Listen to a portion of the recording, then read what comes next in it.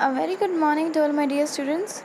Today we are just going to do our another chapter from our literature portion, that is Glimpses of India.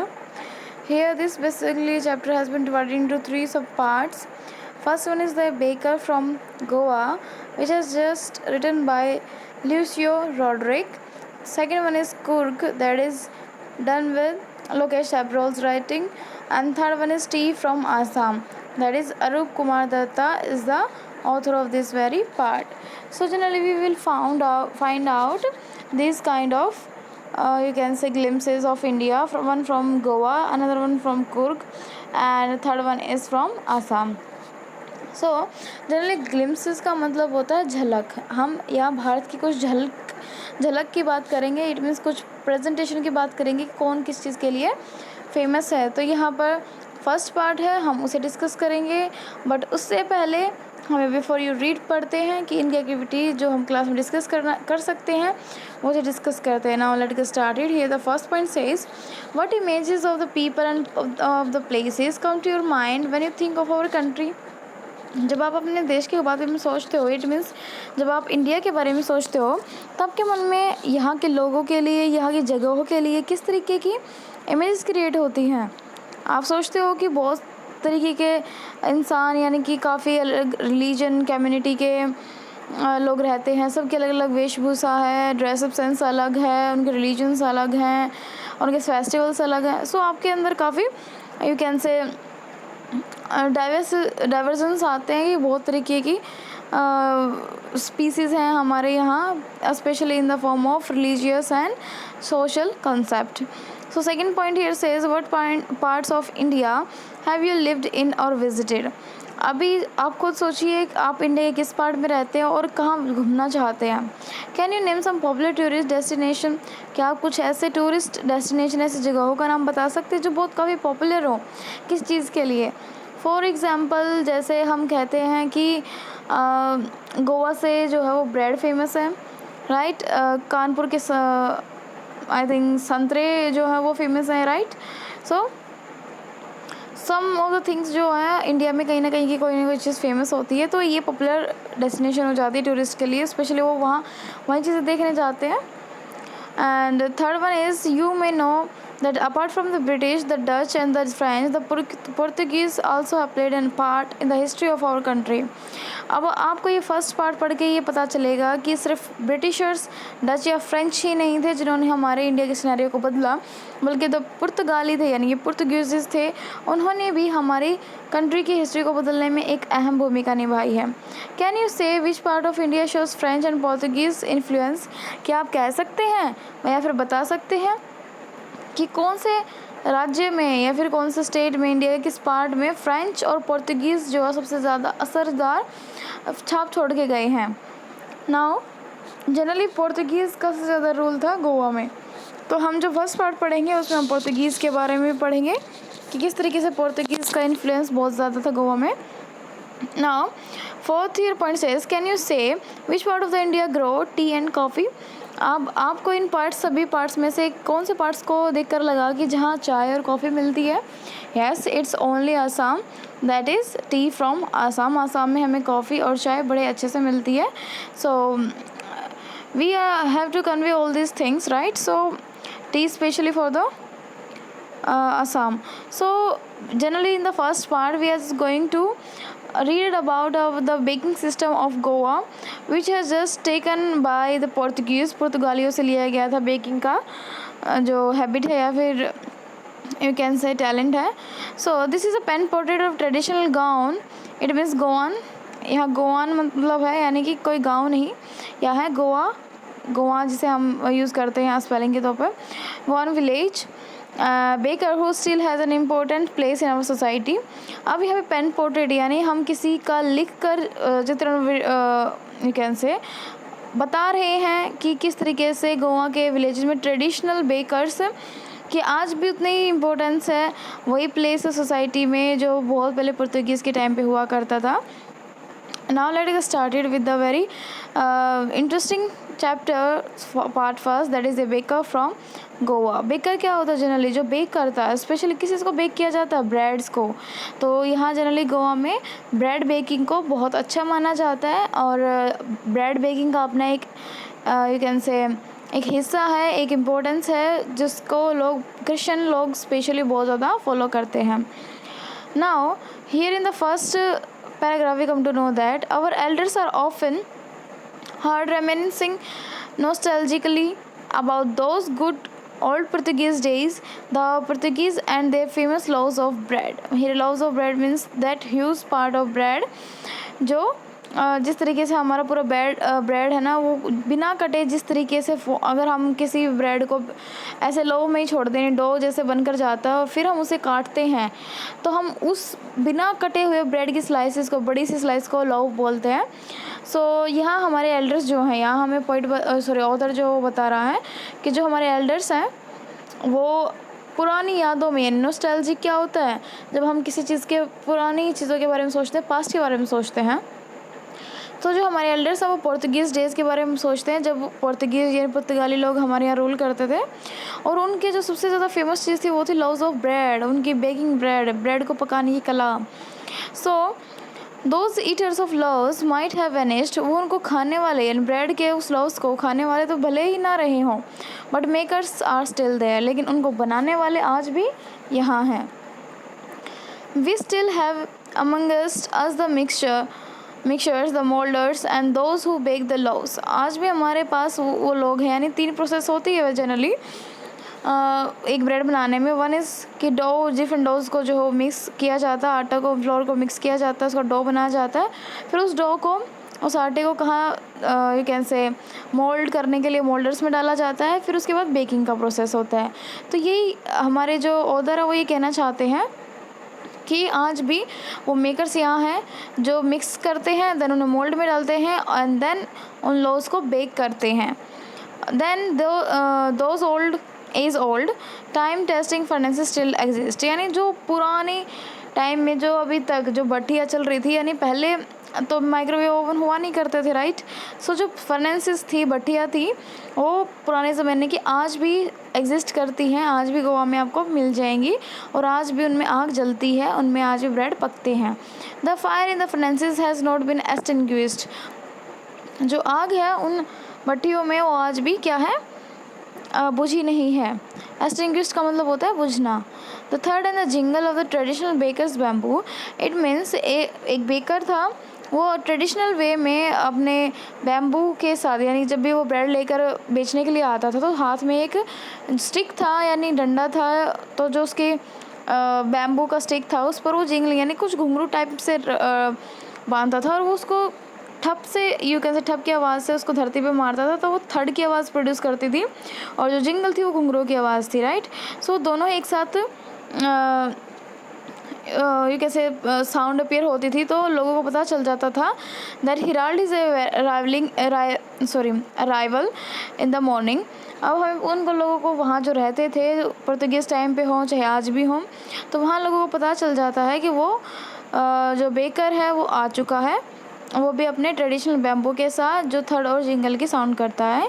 Can still be heard in some places, आज भी उनकी जो झंझनाहट है वो third sound है वो कहीं ना कहीं सुन सकते हो आप गोवा में. Maybe the father is not alive but the son still carries on the family profession, भले ही जो लोगों ने अपना प्रोफेशन स्टार्ट किया था वो लोग अपना रहे हों, लेकिन उनके जो बेटे हैं वो अभी भी इस प्रोफेशन को, अपने फैमिली प्रोफेशन को क्या कर रहे हैं? आगे बढ़ा रहे हैं. This bakers are even today, ये जो बेकर्स हैं वो आज भी गोवा में पेड्र के नाम से जाने जाते हैं. पेड्र क्या होता है? बेकर. पेड्र एक पुर्तगीज़ वर्ड है जो बेकर्स के लिए यूज़ हुआ करता था. ना during our childhood in Goa, जब हम बचपन यानी कि अब वो पास्ट रेमिनेंसेस यादों को याद कर रहा है कि और नॉस्टैल्जिक हो चुका है हमारा ऑथर, वो अपने पास्ट के चाइल्डहुड मेमोरीज को याद करते हुए कहता है जब हम गोवा में थे, the baker use to be our friend, तो जो बेकर था वो हमारा दोस्त हुआ करता था, कंपेनियन हुआ करता था, हमारा गाइड हुआ करता था, यानी कि हम उससे हर चीज़ें शेयर कर लेते थे, मस्ती करते थे, उसके साथ चीज़ स्पेंड भी करते थे, टाइम स्पेंड करते थे. He use to come at least twice a day, वो दिन में कम से कम 2 बार आया करता था ब्रेड बेचने के लिए, right. Once when he set out in the morning on his selling round and then again. जब वो शुरू में अपना सुबह बेच जाता था सारे जगह घूम कर, तो फिर वो शाम को फिर से वापस आता था। यानी कि उसके ब्रेड की सेलिंग इतनी ज़्यादा थी कि लोगों को वो बेच देता, लेकिन फिर भी उसके बाद लोगों की पास ब्रेड की कमी रह जाती थी। इट मीन्स लोग ब्रेड बहुत खाते हैं। कहाँ पे? गोवा में। When he returned after emptying his huge basket, अब वो क्या था, जैसे मॉर्निंग में वो आया, उसने सारे ब्रेड बांट दिए, लेकिन वो फिर भी ब्रेड कम रह जाते थे क्योंकि लोग बहुत ज़्यादा ब्रेड खरीदते थे। तो अपनी बकेट को क्या करता था, खाली करके यानी वो बेच के, और दोबारा से अपने बैम्बू स्टिक थर्ड और जिंगल की साउंड की आवाज़ के साथ वो दोबारा से उसी बास्केट को जो बहुत बड़ी थी उसको भर के वापस लाता, ताकि वो बचे हुए लोगों को दे सके जिन लोगों ने उसके यू कैन से ब्रेड सर्विस लगवा रखी है। So the jingling third of his bamboo woke us up from sleep and we ran to meet and greet him। जैसे ही वो सुबह सुबह अपनी बैम्बू के साथ आता था, थर्ड की आवाज़ और जिंगलिंग की आवाज़ होती थी, उससे हम जग जाया करते थे और अपने स्लीप को जो है वो बिल्कुल छोड़ देते थे, नींद को छोड़ देते थे, और हम भागते हुए जाते थे उसे मिलने के लिए, उसको ग्रीट करने के लिए, गुड मॉर्निंग विश करने के लिए। Why was it so? ऐसा क्यों था? आप लोग भी सोच रहे होगे। Was it love for the love of love? क्या उस डॉग का जो पूरा लत्था था उस चीज़ के लिए हम भागते हुए जाते थे, ब्रेड के लिए भागे जाते थे? नॉट एट ऑल, नहीं, ऐसा नहीं था। The loaves were brought by some पास्किन और बेस्टन the maid servant of the house. उस टाइम पे मेड सर्वेंट्स को पास्किन एंड बेस्टन बोला जाता था, तो वो तो इस चीज़ को ले सकती हैं। ऑब्वियसली घर की जितनी भी मेड सर्वेंट होगी वो ब्रेड को उनसे खरीद ले ला सकती हैं घर के अंदर। बट वी लॉन्ग फॉर, तो हमें किस चीज़ की इच्छा थी? हमें जब ब्रेड नहीं खरीदना तो हम क्यों चाहते थे? देन वो कहता है बट दोज ब्रेड बैंगल्स, हम जाते सिर्फ ब्रेड बैंगल्स के लिए। ब्रेड बैंगल्स को कैनकॉन भी बोलते हैं, स्पेशली गोवा में। एक तरीके की ऐसी ब्रेड होती है जो एक बैंगल की शेप की होती है, बहुत मोटी होती है लेकिन बीच में से हेलो होती है। इट मीन्स उसकी जो होलो अपीयरेंस होता है, जो खाली होता है, वो बैंगल की तरह प्रतीत होता है, इसलिए उसको क्या बोला जाता है? Bread bangles. Which we choose carefully, जिन्हें हम बहुत देखभाल करके चूज़ करके लेकर आते थे। Sometimes it was sweet bread of special make, कई बार तो वो बहुत स्वीट ब्रेड की तरह होता था, बहुत जिसको बहुत अच्छे से यानी स्पेशल तरीके से बनाया गया हो। Now the bakers made his musical entry on the scene with the jang jang। जब भी बेकर्स अपनी म्यूजिकल एंट्री के साथ सीन यानी कि मॉर्निंग में आता था, वो साउंड होती थी जैंग जैंग। स्पेशली अपने बैम्बू स्टाफ जो भी है, अपना स्टिक है, उससे वो क्रिएट करता था। One hand spotted the basket on his hand and the other bang the bamboo on the ground. अब क्या करता था वो? जनरली एक स्टिक पर अपने बैम्बू की जो टोकरी है, यानी कि वो टोकरी है जिसमें वो ब्रेड लेकर आता था, उसको टांग देता था और वो ग्राउंड की तरफ टच करके रख देता था, ताकि वहाँ आकर जो जितने भी मेड सर्वेंट्स हैं या फिर वो आकर वहाँ से ब्रेड ले ले, और अपने बैम्बू को बार बार वो स्टिक करता रहता। थर्ड की जो जिंगलिंग है वो प्रोड्यूस करता रहता, आवाज़ प्रोड्यूस करता रहता। He would greet the lady of the house with the good morning. वो हमेशा जिस भी लेडी, घर के हर लेडी को, यानी कि जो भी उससे ब्रेड खरीदी थी, उसको गुड मॉर्निंग विश करता था। And then place his basket on the vertical bamboo, और फिर जब वो बेच देते तो वो वैसे ही अपने बैम्बू से जो बास्केट है वो उस पर टांगा देता, और जब उसको बेचनी होती तो वो उतार के उसमें से बेच देता। वे kids would be pushed aside with a mild rebuke. कई बार तो हम बच्चों को, जब हम उसके पास सुबह सुबह उठकर भागे हुए जाते थे अपनी ब्रेड बैंगल्स लेने के लिए, तो हमें कभी ऊपर रिबक कर दिया जाता था, कई बार हमें धमका डांट दिया जाता था। जो हमारे मेड सर्वेंट्स होते हैं या फिर हमारे बड़े होते हैं, वो इसलिए होता था क्योंकि बच्चे काफ़ी भीड़ कर देते हैं, और जो मेड सर्वेंट्स होते हैं उनको काम के लिए देरी होती है, तो वो वहाँ ब्रेड जो ख़रीदते हैं तो उनको उसकी डिलीवरी में, ताकि वो अपना जल्दी से ब्रेड लें और चले जाएं और काम करें। सो इसलिए वो उन बच्चों को थोड़ा सा पीछे हटा देती थी कि तुम बाद में ले लेना, फ़र्स्ट हम ले लेते हैं, जो हमें तो लव्स लेने हैं, आप लोगों को ब्रेड बैंगल्स लेने हैं, वो बाद में ले लेना। But we would not give up, लेकिन फिर भी वो भले ही हमें डांट के पीछे कर देते थे, लेकिन हम अपनी हार नहीं मानते थे। We would climb a bench और द पैरापेट, हम या तो बेंच पे चढ़ जाते थे या फिर पैरापेट। पैरापेट होता है एक तरीके की छोटी वॉल जो जनरली बालकनी के लिए बनाई जाती है। स्पेशली आपने देखा होगा गोवा में जो घर होते हैं उनके बाहर एक कैसे छोटी सी वॉल होती है जिसमें जिसके साइड में बहुत सारे ब्रिचेस होते हैं और बहुत सारे पेड़ पौधे होते हैं।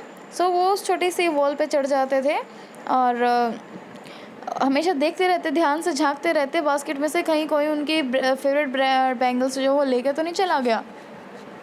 और कभी ऐसा होता कि उनके फेवरेट ब्रेड बैंगल्स चले जाते तो वो इवन रो पड़ते या चिल्ला भी पड़ते थे। Somehow I can still recall the typical fragrance of those loaves, मुझे कुछ ना कुछ उनकी जो लोव्स हैं जो जिस डो से वो ब्रेड बनता था वो मुझे बहुत अच्छे से याद है। वो फ्रेगरेंस, उस ब्रेड की फ्रेगरेंस बहुत अच्छे से याद है जो हम खाया करते थे। Loaves of the elders and the bangles of the for the childrens, जो बड़े थे उनके लिए पूरा ब्रेड का पीस आता था और बच्चों के लिए ब्रेड बैंगल्स आती थी। Then we did not even care to brush our teeth, तब तो हम जब हमें अपने ब्रेड मिल जाती थी, ब्रेड बैंगल्स मिल जाती थी, तब हम अपने टीथ को ब्रश करने या फिर हमने मुंह को धोने तक की भी जहमत नहीं उठाते थे। वाई शुड वी डू, हमें ऐसा करना भी क्यों चाहिए था। Who take the trouble of plucking the mango leaf for the toothbrush, अब उस टाइम पे क्या था, ब्रश तो थी नहीं, तो उस टाइम पे मैंगो लीफ यानी मैंगो ट्री से एक जो ब्रांच है कोई भी उसे प्लग करके उससे हम उसको ब्रश बना के टिथ से रब करते थे और हम जिसे हम आज दातुन कहते हैं उससे करते थे। तो ये बच्चे कह रहे हैं कौन इतनी मशक्क़त करे, कौन इतनी मुसीबत उठाए कि पहले मैंगो ट्री के पास जाओ, उस पे से एक यू कैन से एक लकड़ी तोड़ो जिसे आप उसकी मैंगो लीव्स को जो है उतारो, फिर उसको एक टूथब्रश बनाओ, क्यों। And why was it necessary at all, और इतना ज़रूरी भी क्यों था। The tiger never brushed his teeth, कभी टाइगर को उसकी दांतों की सफाई करते हुए देखा है। यानी कि वो अपने आप को क्या बोल रहे हैं, अपने आप को बच्चे क्या बोल रहे हैं, टाइगर जो अपने दांतों को भी साफ़ नहीं करते। एंड हमारा जो ऑथर वो कहता है hot T could wash and clean up everything so nicely after all, और सुबह सुबह एक गर्म चाय और हर एक चीज़ को साफ़ कर देती है, सिर्फ माइंड को, दांतों को भी और एज वेल एज हमारे माइंड को भी खोल देती है। सो यहाँ पर वो चीज़ों से बच रहे हैं कि वो किस तरीके से जो ब्रश है वो ना कर पाए, लेकिन ये सब जनरली इस चीज़ के लिए नहीं है कि वो चाहते ऐसा है, बट वो उनको जब ब्रेड दिख जाते हैं then at that time they only want that particular bread bangles, nothing else. यहाँ हमें ओरल कंप्रीहेंशन चेक के लिए कुछ क्वेश्चंस दिए गए हैं। फॉर एग्जाम्पल यहाँ क्वेश्चन है what are the elders in Goa nostalgic about, Goa में जो एल्डर्स हैं वो किस चीज़ के बारे में सोचते हैं, अपने पोर्तुगीज़ डेज़ के बारे में सोचते हैं, राइट। अब आपको बताना है कि पोर्तुगीज़ डेज़ में वो ऐसा क्या करते थे। Second is bread making still popular in Goa, how do you know, क्या ब्रेड मेकिंग आज भी पॉपुलर है गोवा में, आप ऐसे कैसे जानते हैं, ये बात हम आगे भी पता करेंगे। Third one is that what is baker called, baker को क्या बोला जाता था या अभी भी जाता है, that is pader. Fourth one, when would the baker come every day, why did the children run to meet him, किस टाइम पे हमेशा बेकर्स जो थे वो आते थे और जो चिल्ड्रन थे वो उनकी तरफ भागते हुए क्यों जाते थे उनसे मिलने के लिए। You have to give all this answer questions answer in your fair notebook, you have to write it down. Now here we come to know the importance of bread in Goa. Now here the paragraph says marriage gifts are meaningless without the sweet bread known as the bowl. अब marriage यानी शादियों में specially जो गोवा में होती हैं उनमें क्या था कि जो स्वीट ब्रेड होता है जिसको हम बोल भी बोलते हैं, उसके बिना तो एक मीनिंगलेस शादी होती है, यानी उसका पूरा कोई महत्व ही नहीं होता बिना ब्रेड के किसी शादी का। यानी कि लोग उसको as a feast you can say एक डिश बहुत इन्जॉय करते हैं ब्रेड को। So just as a party or a feast loses its charm without bread, कोई भी पार्टी हो या फिर कोई फेस्ट हो, कोई भी त्यौहार हो, उसमें ब्रेड ना हो तो यहाँ पे कोई चार्म नहीं होता। ये ब्रेड हमारी तरह आम ब्रेड की तरह नहीं होते हैं, ये काफ़ी स्वीट ब्रेड होते हैं और अलग तरीके से बनाए जाते हैं। Not enough can be said to how important a baker can be for a village. अब गांव के लिए एक बेकर कितना इम्पोर्टेंट बंदा है ये तो सिर्फ उस गांव के लोग ही जान सकते हैं। The lady of the house must prepare sandwiches on the occasion of daughter's engagement. अगर कभी भी गोवा में किसी भी लड़की की सगाई हो रही है, ओकेज़न हो रहा है, तो उस घर की जो लेडी है वो हमेशा सैंडविच बनाती हैं और जब तक सैंडविच ना बने तब तक ऐसा कभी नहीं माना जाता कि वो ओकेज़न है। So cakes and bolinhas are must for Christmas as well as other festival. अब क्रिसमस क्या है, क्रिश्चियंस लोगों का एक सबसे अहम त्यौहार है। तो जो क्रिश्चियंस हैं और पोर्तुगीज़ हैं वो लोग भी क्रिसमस मनाते हैं।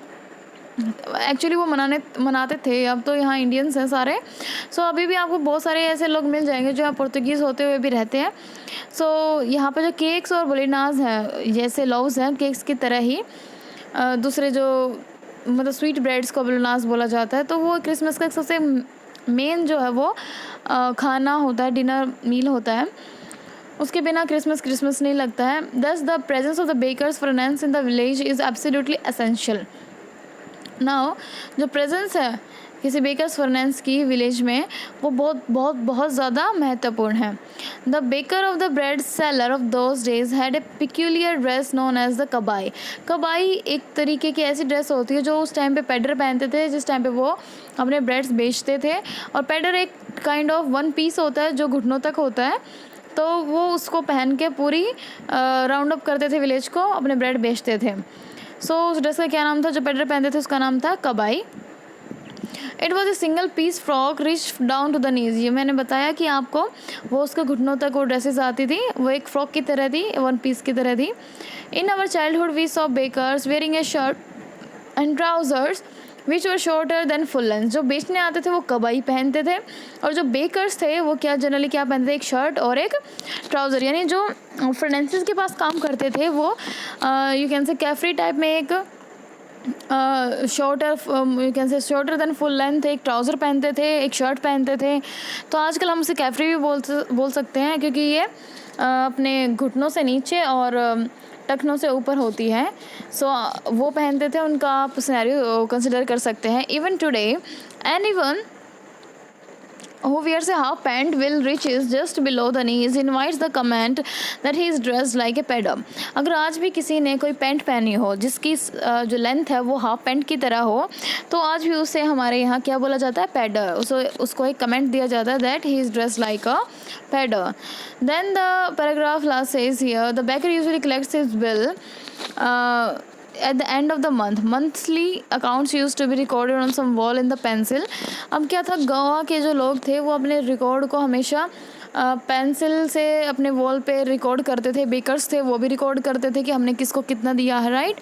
So the baker usually collect this bills at the end of the month. और सारे बिल्स को वो कलेक्ट कब करते थे, मंथ के आखिर में, यानी कि पूरे मंथ सर्विस देते थे, फिर आखिर में उनसे उनके जो अकाउंट्स हैं यानी कि बिल है वो लिया करते थे। Baking was Indeed A profitable profession in this old days. पुराने ज़माने में मैं कहूँ तो बेकिंग जो है वो सबसे ज़्यादा प्रॉफिटेबल प्रोफेशन था। The baker and his family never starved. कभी बेकर और उसकी फैमिली कभी भी भूखी मरी ही नहीं। इट मीन्स कभी वो भूखमरी का शिकार नहीं हुए, क्योंकि उनके घर में एक तो हमेशा ब्रेड पकता है, तो ब्रेड ऑब्वियसली जहाँ होगा तो वहाँ के लोग वैसे ही भूखे नहीं रहेंगे। और he his family and his servants always look happy and prosperous. Prosperous क्या होता है, जिसके पास काफ़ी पैसा है, समृद्ध होता है, और वो हमेशा हैप्पी रहते थे। वो हैप्पी इसलिए रहते थे क्योंकि एक तो उनके पास खाने की कमी नहीं, ऊपर से उस खाने को बेचकर वो अच्छा पैसा कमाते हैं, तो प्रॉस्परस भी बहुत अच्छे से हुए। Their plump physique was open testimony to this. अब जो मेन हेड होते हैं यानी जो बेकर होते हैं जिनके अंडर पूरा फाइनेंस चलता है, तो वो काफ़ी प्लम्पी होते हैं। प्लम्पी मीन्स मोटे ताजे से लगते हैं। जैसे हमारे यहाँ जैक फ्रूट होता है, जैक फ्रूट क्या होता है, कटहल। तो आपने कटहल को देखा होगा, ऊपर से थोड़ा सा तो यू कैन से वेट इतनी ज़्यादा नहीं होती, लेकिन नीचे जाके वो ज़्यादा वेट हो जाती है। तो ठीक वैसे ही हाँ, यहाँ बेकर्स का जो फिज़िक है, शरीर है, वो ऐसे ही बताया गया है। So now here appearance is easily compare to the baker. So jack fruit का जो कंपैरिजन है वो किससे किया जाता है, वो कंपैरिजन किया जाता है plumpy physique of that particular pader or the baker, right. So I hope this has been clear to you. This is the first part, that is you can say a baker from Goa.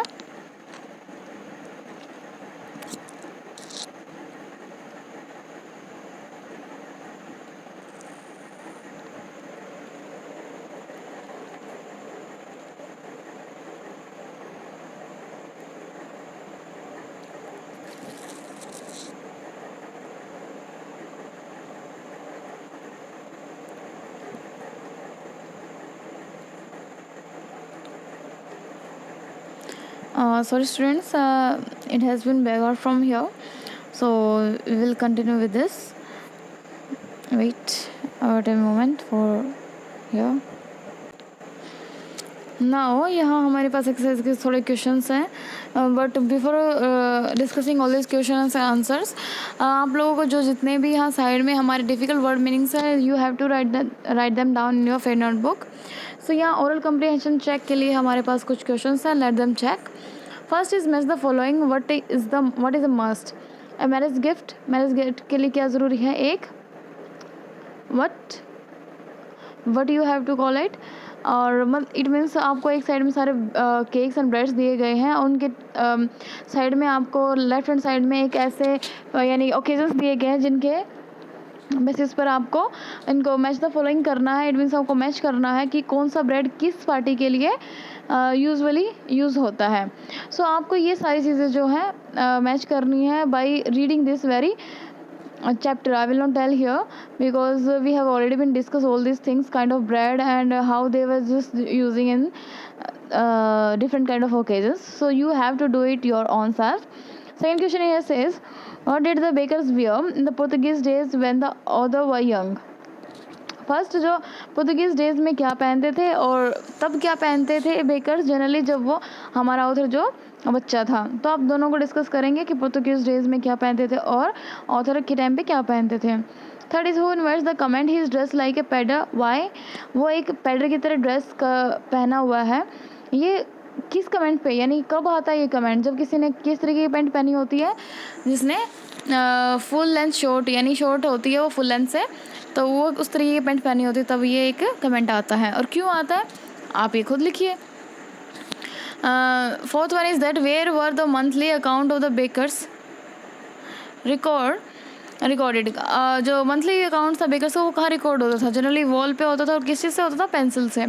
Fifth one is that what does a jack fruit look like appearance mean. यहाँ पे कटहल जैसा appearance दिखना किस चीज़ का symbolize है, यानी किस चीज़ के अपीयरेंस से बात की गई? यहाँ बेकर्स के अपीयरेंस है, जो उसके फिजिक है वैसे.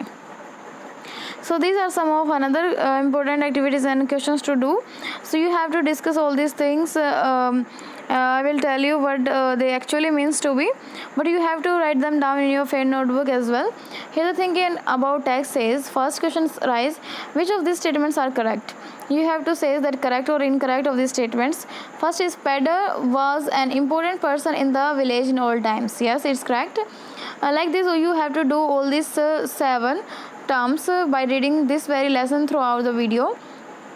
Second is that, is bread an important part of Goan life and how do you know this? आपको पता है कि गोवा की लाइफ का सबसे इम्पोर्टेंट पार्ट है, बिकॉज वो बहुत सारे ओकेजन्स पे उनके एक सबसे इम्पोर्टेंट मील होता है. तो आप इस चीज़ को कैसे जानते हैं, ये बात आपको बताना है अकॉर्डिंग और after reading this very lesson. So the third one is that you have to tick the right answer with the tone of the author when he says the following. जब भी आपको ऐसा लगे कि वो टोन कौन सी हो सकती है तो आपको टिक करना है. फॉर एग्जाम्पल मैं आपको बताती हूँ first point here. Third and the jingle of the traditional bakers bamboo can still be heard in some places. अब आज भी बहुत सारी चीज़ें हैं ना, मतलब ऐसे जो बैम्बूज़ के ट्रेडिशनल बैम्बूज़ के जो जिंगल्स थर्ड है वो आज भी सुनी जा सकती हैं. तो क्या है, वो होपफुल है, राइट? वो ये नहीं कह रहा कि सुनी जाती थी. अगर सुनी जाती थी दैट मीन्स नॉस्टैल्जिक, और सैड हो सकता था, यानी कि नॉस्टैल्जिक होता अगर ये कहता सुनी जाती थी. और ये कह रहा है कि अभी भी सुनी जाती हैं, कहीं कहीं सुन सकते हो आप, तो वो होपफुल है. और अगर ये कहता कि वो अब सुनी जाती ही नहीं है तो यहाँ सैड होता. सो आप यहाँ पे टोन देखिए किस तरीके की हो सकती है कि वो किस तरीके से चीज़ों को अपने टोन में लेकर बोल रहा है. Now here we have some of another writing, you can say, activity for us. That here says, in this extract the author talks about the traditional bread making during his childhood days. Complete the following table with the help of the clues and the left, then write a paragraph about the author's childhood days. Right? The way bread was baked. आपको बताना है कि किस तरीके से जो bread था वो पकता था ऑथर के चाइल्डहुड डेज में, और किस तरीके से पेडर जो थे वो ब्रेड को सोल करते थे, सेल करते थे, बेचते थे. पेडर क्या पहनते थे उसके चाइल्डहुड डेज में, और पेडर को क्या मिलता था, कैसे, मतलब कब उनको पैसे मिलते थे, जैसे मंथ के एंड में मिलते थे, तो आपको सारी चीज़ें लिखनी है. हाउ द पेडलर लुक्ड, और पेडलर का अपीयरेंस कैसा था, you have to tell all these things. Now here there is a kind of comparison between the two of the things. On the both sides there is a pictures of baker, but they have the two different facts of the same. So you have to read them out and you will find the comparison between these two. So this has been done with your, and these are the activities which are just known as to be group discussion. So you have to discuss with yourself that how the you can say bakeries bake bread now and how the process has changed over the time. So you can collect all this information throughout the net, as well as you can also do a kind of travel to know how the journey of baking and journey of bread just going through with the changes of time and changed over the time. You can say this process has been changed. So you have some lots of activities given in your lesson. I hope this has been clear to you now. Take a reading of this full chapter, first part of this chapter, and we will meet in the next video with the second part of this very lesson. Thank you. Have a nice day, students.